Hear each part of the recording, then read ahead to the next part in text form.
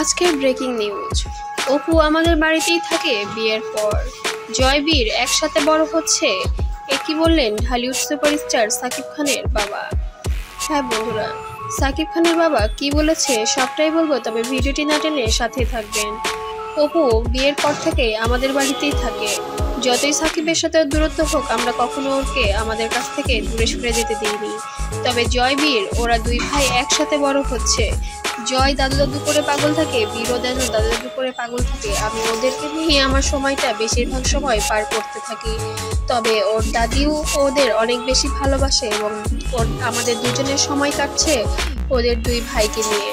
ওদের ব্যক্তিগত জীবনে কি ঘটছে এই বিষয়ে আমি কোনো মন্তব্য করতে চাই না, এমনটাই বলেছেন সাকিব খানের বাবা।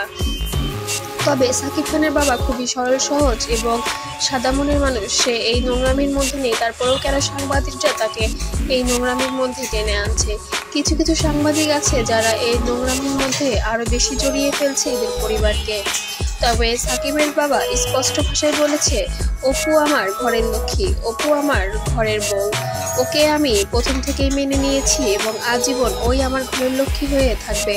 এমনটাই মন্তব্য করে সাংবাদিককে কড়া জবাব দিয়েছেন সাকিব খানের বাবা।